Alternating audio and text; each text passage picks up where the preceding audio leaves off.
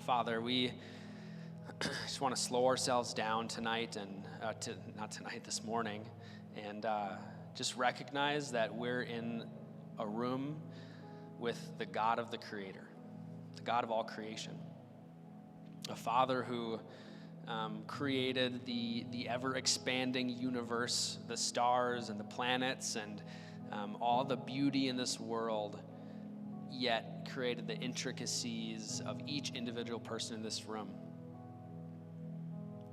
The very specific things that each of us has, Lord, the characteristics that you so perfectly designed in us.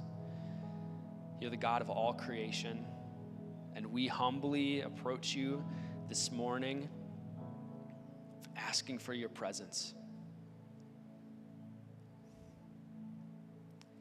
Asking for you to speak. So please, Lord, use this word to touch the hearts of each person in this room and transform us, Lord, that we might walk out of this place a different person, a greater reflection of you, a greater reflection of your Son, Jesus. We thank you and we love you, Lord. Amen.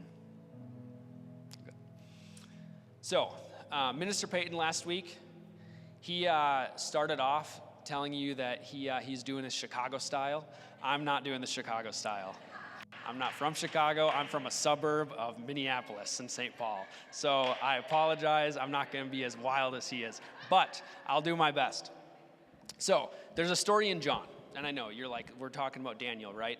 So why are we now talking about John all of a sudden? Well, there's a story in John that I want to use as a short story to really illustrate our topic this morning. Chapter 9 of John, verses 1 through 3, it's going to be on the screen. It says, as he passed by, he being Jesus, he saw a man blind from birth. And his disciples asked him, Rabbi, who sinned, this man or his parents, that he was born blind? Jesus answered, it was not this man that sinned or his parents, but that the works of God might be displayed in him. The subject that we're working from this morning is your life has a purpose. Your life has a purpose. See, God's mission is to restore the broken humanity that we experience every day back into whole relationship with him. That's his whole goal. And what this passage emphasizes is that it's often our human perspective, as well as what the enemy wants us to see, is to focus on the sin in our lives and to focus on the evil that's going on in the world. The disciples were asking, Rabbi, who sinned? This man or his parents? But Jesus has a different perspective.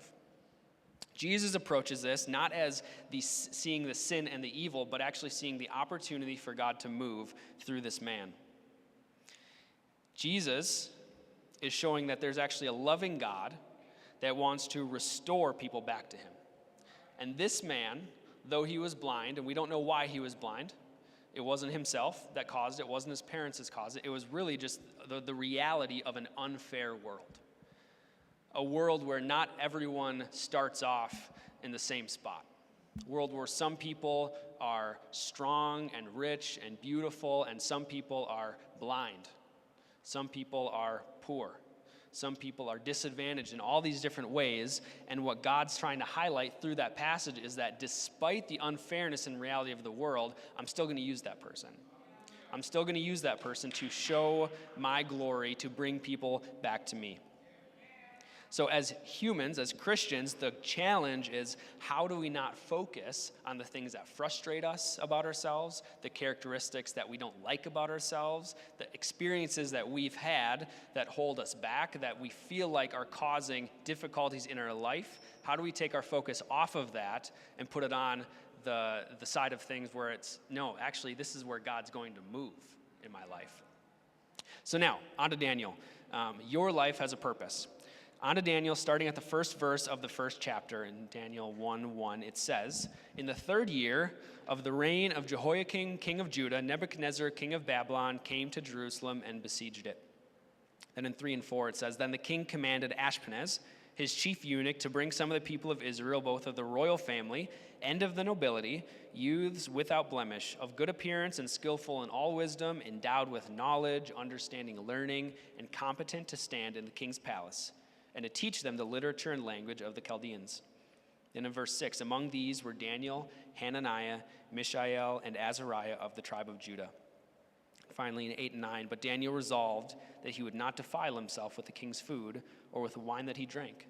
Therefore, he asked the chief of the eunuchs to allow him not to defile himself, and God gave Daniel favor and compassion in the sight of the chief of the eunuchs. And so we're starting this passage, the story of Daniel, not actually looking at Daniel himself, but at the context of Daniel's life. The single event, or the main singular event that actually shaped the entire trajectory of his life. See, the Babylonian king, Nebuchadnezzar, we'll call him King Neb for now because Nebuchadnezzar's a long name. He came to Jerusalem and besieged it. Obviously, looking at that situation, none of us could say that was Daniel's fault. Yet, it completely altered his life. And maybe you can relate. Now, I don't know what, but it's possible for some of you in this room that something happened to you when you were younger, something that seemingly out of nowhere struck your life and forever changed your future. An experience that caused deep fear, discomfort, anguish, and difficulty. Whatever it was or is, it can make you feel stuck in life, can make you feel inferior to other people, can make you feel like you can't be loved by God or used by God or loved by the people around you, or that it's no longer possible for God to move in you and through you. You could have been born into something like poverty, starting behind where a lot of other people start. You could have been born into something with disability or experienced that at some point in your life. Genetic disease. You could have been born into drug abuse and addiction. Or maybe it was something that was forced upon you outside of your control at some point in your life. Physical, sexual abuse, verbal abuse, bullying, mental illness that comes out of nowhere. Whatever it is, the natural response for humanity is to be angry at God. It's a normal thing. We want to be angry at God because why would you do this to me? Or why would you let this happen? It's a normal thing. And thinking back on my own life, there were times when I was angry at God for what I was experiencing in a moment or in a season, angry at God for the way that I was feeling, angry at God for feeling like he wasn't responding to my questioning and my frustration and my hurt. And we can't always happen or control what happens to us. Often we can't. We especially can't control what we're born into. And I don't pretend to know your circumstances. I don't pretend to know the things that are going on in your mind as I'm talking about this right now. But I do know that despite whatever reality you've lived or are living right now, God wants to let you know that he's with you and that he's on your side. Right in the middle of your hurt, right in the middle of your questioning, right in the middle of your frustration, God is with you. Now, in this instance, we have Daniel, and most scholars believe he was something like 17 years of age. He was a young man. He finds himself in a situation that he has no control over. Daniel was involved in a war, firstly. Babylonian Empire, King Neb, came and attacked Jerusalem and took people captive. And we have wars going on in other places in the world today. We'll take the two main ones that are in the news the most often. Firstly, Russia's invasion of Ukraine. I did a little bit of research, just a little bit, not that much, but just a little bit. And I found that earlier this summer, it's not even like a current stat, it's 5 months ago, there were 30,000 Ukrainian civilians that were killed or injured. 5 million citizens displaced within Ukraine, so that's people leaving their cities to go elsewhere. 6 million refugees that have left the country. Those numbers, they don't include Russian civilians impacted. They don't include soldier casualties or injuries. And they don't include the millions of Russians and Ukrainians around the world that now have to live with the stigma of being associated with this war. And then there's an Israeli-Hamas war. Again, maybe a month-old statistic. More than 44,000 people have been killed. Many more injured or missing.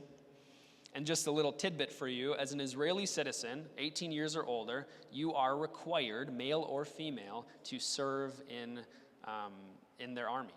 For 2 to 3 years, depending on your gender, you're required to do it. So of that 44,000 people, some of those people were 18-year-olds, 19-year-olds, 20-year-olds, that they had no choice but to go serve their country because of the law that they lived under. This is stuff that is impacting individuals, yet they have no control over it. Family or friends being killed, PTSD, missing limbs, mental illness, debilitating fear and anxiety, all out of their control. Daniel was experiencing something like this. Daniel was taken captive. People today in our country, many places around the world, people of all ages are kidnapped and trafficked. His name was changed. And we don't read about that, but they took his name, which was associated with his God. It was related to his God. They gave him a new name that was showing identity to a new God. So they were literally trying to take his identity and change it and strip him of the very thing that he had left. And though it doesn't explicitly say this, there's plenty of evidence to suggest that he was even castrated. Castrated. In other words, he was disabled. He had a momentary experience that completely altered his future and removed choices that he had hoped for. He had no option now to have a family. That option, 17 years old, that was all taken away. Now, I'm calling these out, not to be sad and depressing, but I'm calling these out because it's important to understand that there are people in this world just born or unwillingly pushed into dark realities which completely alter their very life and being. They become stuck or inhibited by something, and many of them had no choice about it. And on the outside, when we look at them and we don't necessarily see what's going on, we try to play the blame game.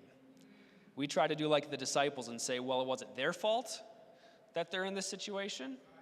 Or was it someone else's fault? Why haven't they gotten married yet? Why haven't they gotten to this spotlight? Why don't they have a good job yet? Why do they have trouble in school? Why do they have so much trouble acting socially adept?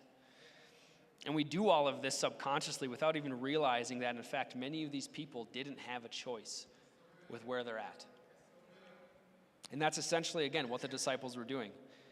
They were trying to assign reason to it. But in reality, because of sin, because of evil in this world, some things just are not fair. Things are outside of our control, and there's really no fault to give. And so God is saying to the disciples in that previous passage, and God is saying to us this morning, he's saying, stop focusing on the sin, and stop focusing on the blame, and start focusing on the way that I can move through it. And so now we listed off the things that Daniel had wrong in his life, the things that were difficult, the things that for any other person, it would be normal to ask why. A fair reaction for him would have been to be angry, hopeless, sad, fearful, rebellious. Daniel had every right to be angry at God, even a right to walk away and just assimilate into the pagan culture. I mean, he was being treated well. Like the king, he was in the king's palace. He was getting good food, good wine, but he chose not to defile himself with that. He had every opportunity to walk away from his walk with God, to just assimilate into the new culture out of fear and anger against God, out of rebellion, but he chose not to. It says in verse 8, Daniel resolved to not defile himself. So he's in enemy territory. He's got no way out. He still chooses to love God as best he can. He's been through hell and back, ripped away from his home, his culture, his family, his future, his identity, everything that he knows. In one move, his whole future changed. A new life, a new name, living in a new place serving a new king, none of which aligns with his religion or faith. Yet, he determined in himself that he would stay true to his faith. He had every right, but he put God first and did not falter. And we often have difficulty accepting the life that we've been given. And this is not to say that whatever we're experiencing, we shouldn't try to overcome it and pursue freedom from it. I'm not saying that at all. We should do those things. But at the same time, what we need to do is accept that life isn't fair. And through that unfairness, we have every opportunity to still serve God. One of the things we can learn from Daniel is to receive life for how it's been given and not run away from it and not focus on the hard parts of it, but to see our life through the lens of how God can move through it. And some of you this morning may find yourself in a situation now, or maybe in the past, or maybe in the future, maybe not to the extent of Daniel's, but in a situation nonetheless that the enemy wants to cause you to walk away from your faith. He wants to cause you to walk away from God. Maybe you feel like you're being held back because of a mental or physical illness or disability, and it feels like there's no way to get ahead. Maybe you're feeling stuck in a way that you feel like it doesn't align with what you believe God has for your life, but you have no idea the direction to go. You have no idea what to pursue or how to figure out, God, what do you want me to do? I just don't feel like this is what I'm supposed to be doing. Maybe people are turning their back on you and you feel lonely and you don't know how to keep going. Whatever it is, I want to encourage you in it. Because I know that it's easy to focus on the downside, but this is the exact moment in your life that God is ready to move through it. There's a verse in 2 Corinthians 12:9. It says, "My grace is sufficient for you, for my power is made perfect in weakness." Now, I had a kick when I was reading this verse because we love this verse. Like, his power is made perfect in my weakness. Like, we insta-caption it, throw it on the wall. But, like, read the verse. His power is made perfect in weakness. Literally says, in our weakness, his grace is going to show up. That doesn't excite me. Because that means that I have to come humbly to the weaknesses in my life, the things that frustrate me about myself, the things that I'm angry that I experienced, all the bad stuff about me, all the hard things about me that I can't get over myself. That's where God's going to show up. And that's where God's going to show up in your life too. He's going to show up in the moments where you feel like you can't move forward. He's going to show up in the parts of your life that you're frustrated about. He's going to show up when you feel like you're drowning.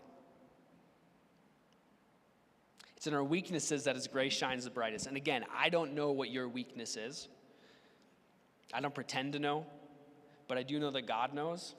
And I do know that the limitations that we have as humans are utterly incapable of limiting God. And that regardless of what you have or of what you are or have experienced in your life, you were made to worship and glorify God. You were made for a purpose, and that purpose is to show and display the works of God. That's the purpose for your life. And as you open up your life to be used by God through the weaknesses and disadvantages you have, glory will be brought to God through you. And that can happen a lot of different ways. It might happen like people coming around you, like-minded people coming around you to support and encourage you. So we got Daniel. He had 3 friends, Hananiah, Mishael, Azariah, other 3 Hebrew boys of the nobility that were experiencing the exact same thing that he experienced. They could walk with each other, hold each other accountable to their faith, fasted and prayed together for their whole lives. We need people in our lives that we can walk with. We can't do this alone. God designed us to live in community with one another. And I love the community that we have here. But you got to dig into it.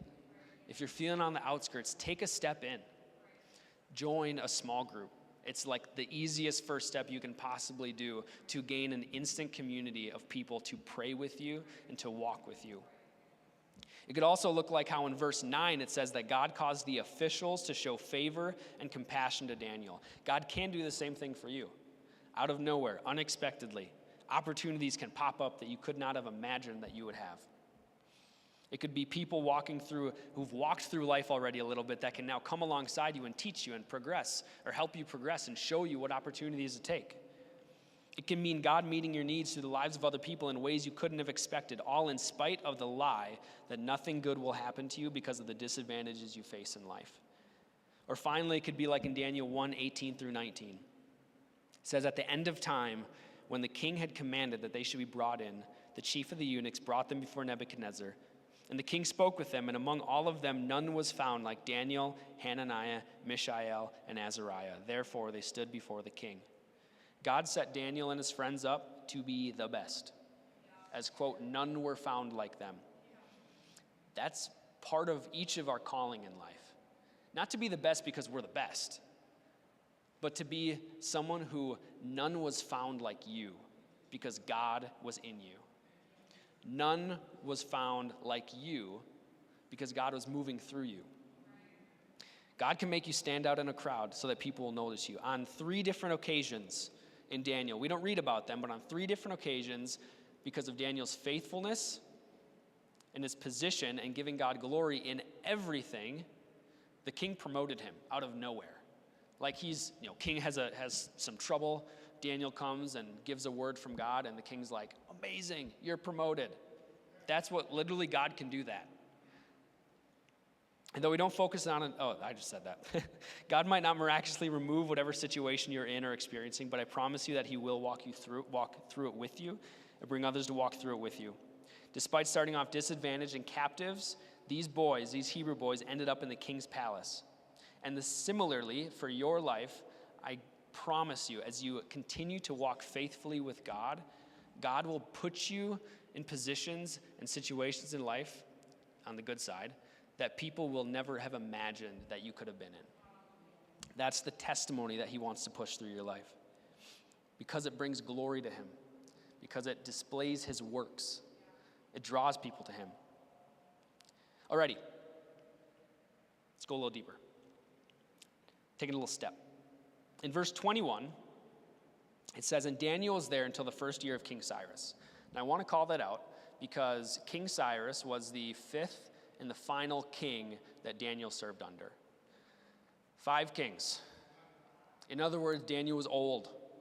Now we're going to jump into chapter 6 in a minute, and in chapter 6, he's serving under a king named Darius.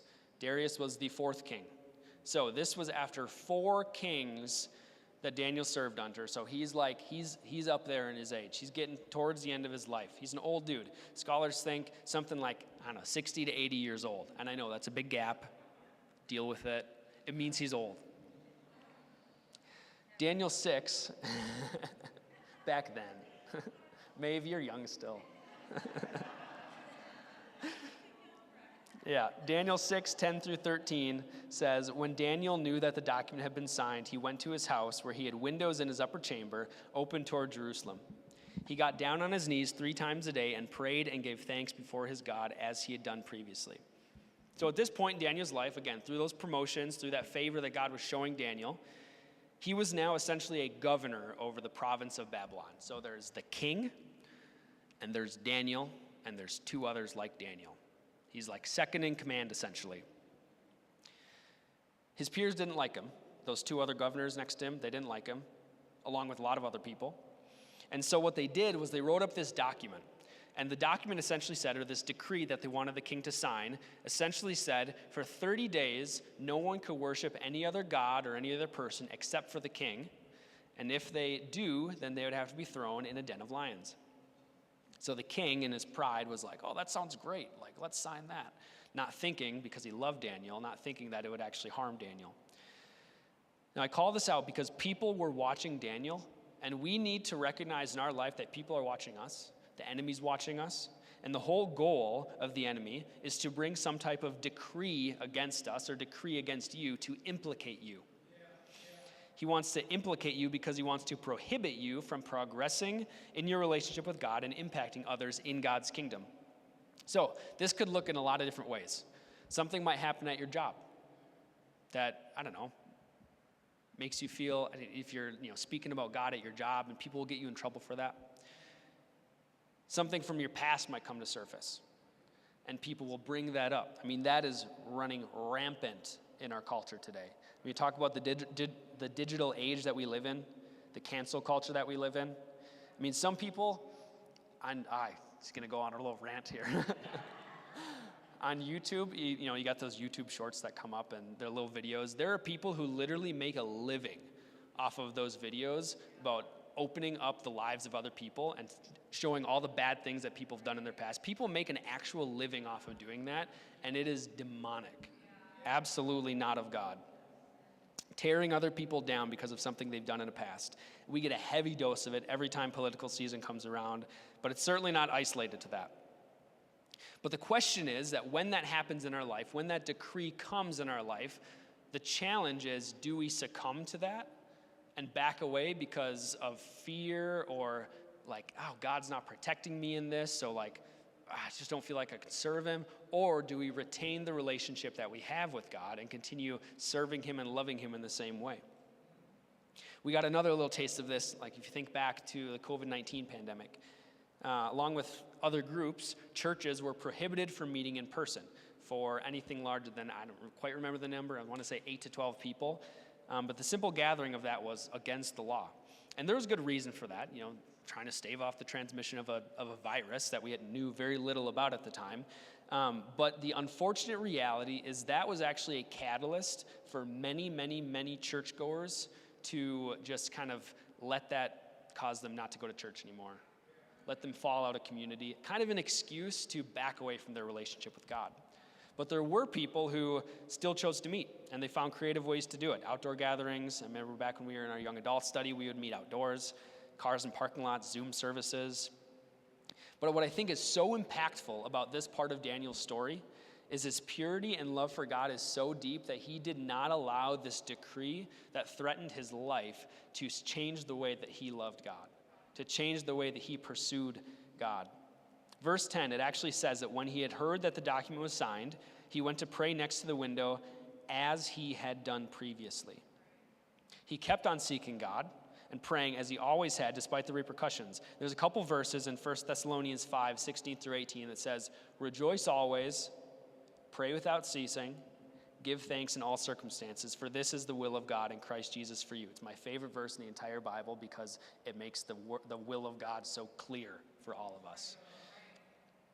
But anyway, Daniel knew that whatever the decree, whatever the consequences, if he stayed faithful to pray without ceasing, to continue giving thanks, God would care for him. Let's be real, he could have chosen a more secret place. He did not have to go to the window opened up to the world to pray. He could have gone to the side of his bed. He could have gone to a secret room and prayed and sought God, and God wouldn't have been like, "Oh, Daniel, sorry, bud, like you weren't next to the window, so your prayers don't count." Like he could have done that. No one would have faulted him for it. But I love it because he didn't abandon the way that he pursued God because of fear for other people. The devil is in the business of working against people who love God. And sometimes it's our expression of our love for God that will get us in trouble. Just like Daniel, his love for God and prayer got him in trouble. And if we think back to earlier in the series when Pastor Chris talked about the three Hebrew boys, Hananiah, Mishael, Azariah, it was their love for God that got them in trouble. They refused to bow down to this golden idol of King Nebuchadnezzar that he crafted. And because of their refusal to do it, they were tossed into the furnace, heated up, super hot. But they weren't harmed. And the Bible actually says that there was a fourth man in the fire with them. Jesus stepped right in there with them. Sometimes it will be our love for God that causes others to want to trap us and get us in trouble. But it's amazing because whatever consequence there is for our love for God, it's going to make room for us to experience God in a whole new way. I was prepping that, and that sentence came to me, and I was like all of a sudden excited to be like, I'm going to love God and get in trouble for it. But for real, it's a promise. When we love God in ways that are contrary to this world and we get in trouble for it, God makes a way for us to experience him in a new way. I mean, there's story after story. Peter in prison, he experienced God in a whole new way when a literal angel unlocked his chains and walked him out of the prison. Paul and Silas, when they're singing hymns in there, they experienced God in a whole new way when there was an earthquake that shook the place and unlocked all the prisoners' chains. Anyway, verse 11. That was extra. So it says, "Then these men came by agreement and found Daniel making petition and plea before his God." These guys that were seeking Daniel, they were watching him, they finally caught him in it. "So they came near and said before the king concerning the injunction, 'O king, did you not sign an injunction that anyone who makes petition to any god or man within 30 days, except to you, O king, should be thrown in the den of lions?' The king answered and said, 'The thing stands fast, according to the law of the Medes and Persians, which cannot be revoked.' Then they answered and said before the king, 'Daniel, who is one of the exiles from Judah, pays no attention to you, O king, or the injunction you have signed, but makes his petition 3 times a day.' So the group catches him in it. They bring him to the king, and they referred to him as the exile from Judah. Now, maybe you didn't catch that. I caught it because we're talking about Daniel, the governor of Babylon, reporting directly to the king. And he's called the exile from Judah. In other words, he was stripped of his title and his honored position and dishonored, looked over, because he was a Hebrew in a Babylonian culture. In other words, because his race and his ethnicity was different, his peers looked over him and dishonored him and ridiculed him. And it's possible maybe you felt dishonored, ridiculed, or looked over, and maybe it is because of your skin color in the culture that we live in.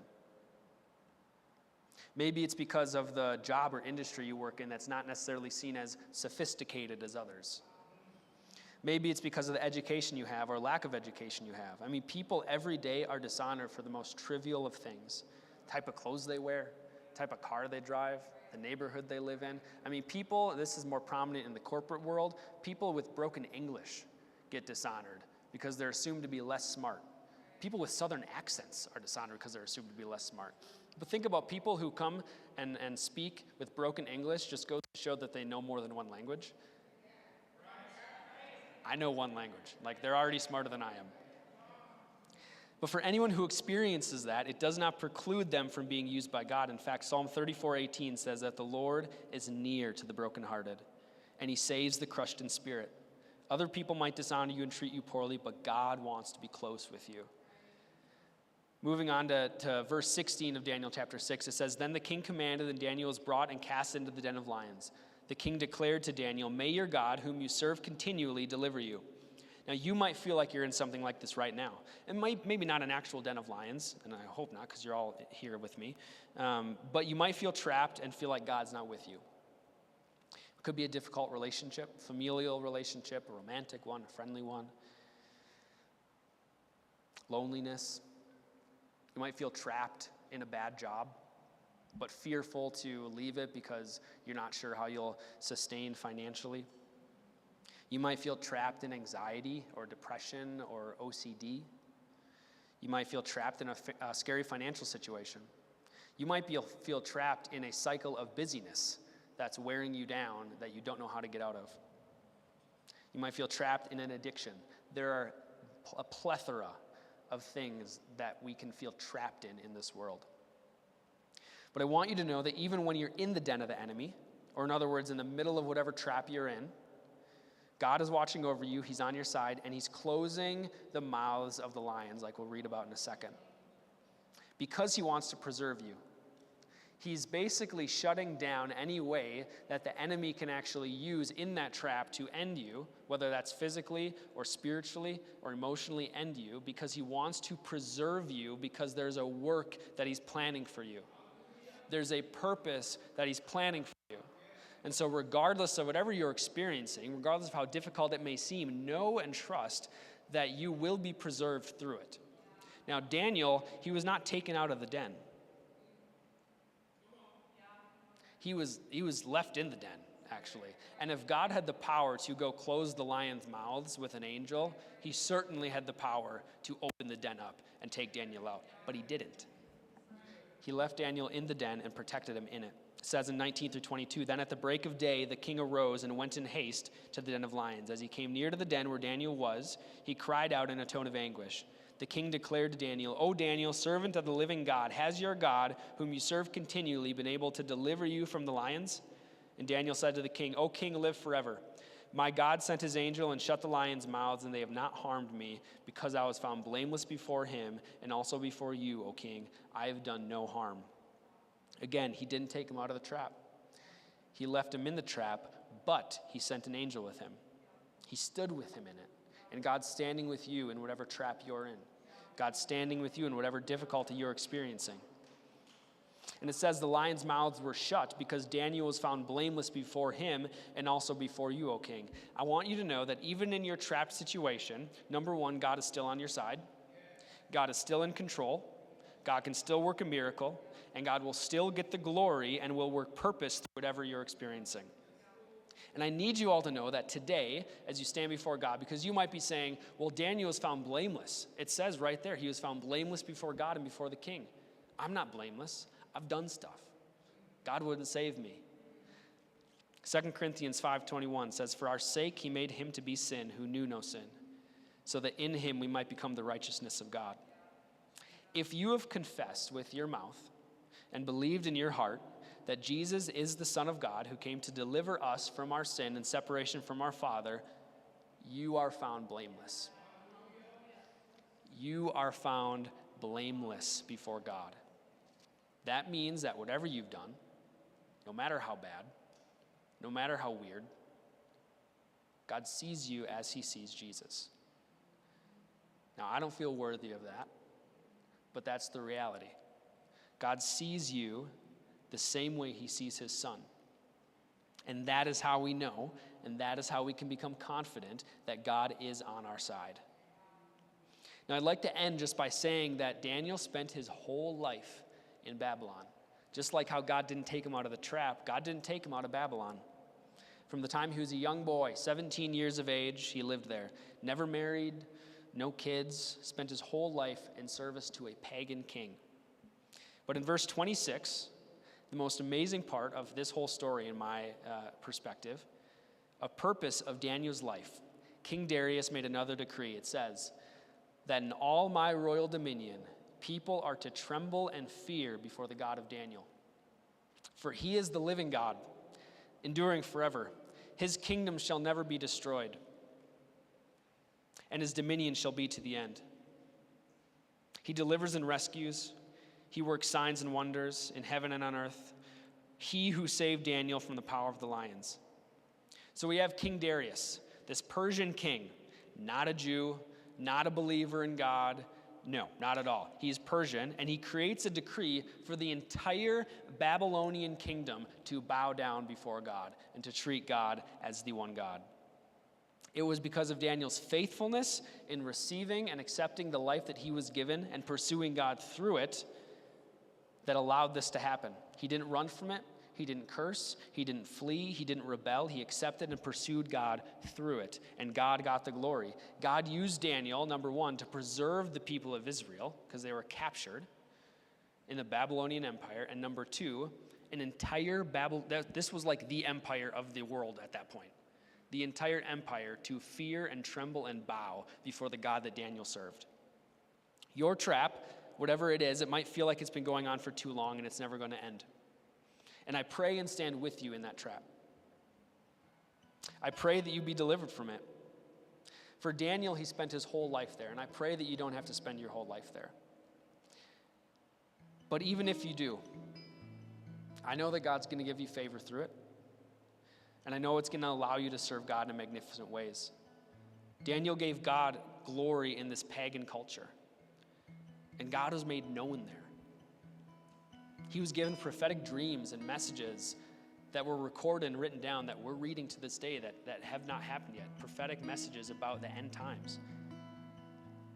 God moved through him in powerful ways, and I want you to know that whatever you're facing, whether God brings you out of it soon or spend your whole life there, he's going to stand with you in it. He's going to get glory from it because there's purpose in your life. The purpose of our lives are to worship and glorify God and to display his works. God's with you. Now, if there's anyone who's feeling like this is close to home this morning, you don't have to come up, but I do invite you to just stand where you are because I think there's a lot of power in praying together. So if there's anyone who feels like you're trapped right now, who feels like there's something in your life that's holding you back, that you're unsure of whether God's moving through you or can move through you, I invite you to stand. I invite everyone else just to close your eyes.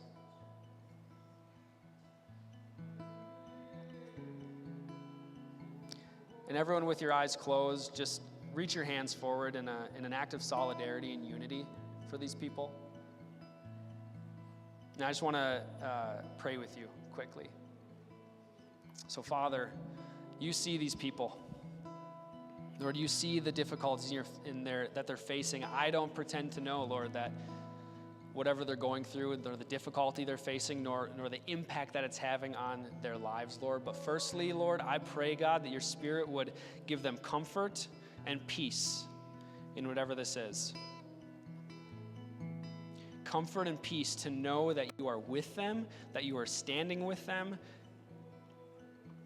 that you have their best in your mind right now. And I pray that whatever it is, Lord, that they would be delivered from it. That in your power, Lord, that the works of God might be displayed in them like they were with that blind man. It wasn't their fault. It wasn't their parents' fault. It wasn't anyone around them's fault. It's the unfairness of this world that's brought them to this point.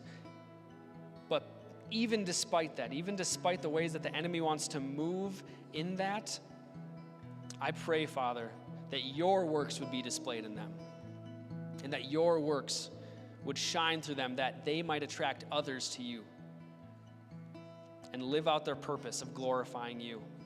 We thank you, Lord. We bless you. And we love you, Lord. You guys can sit down.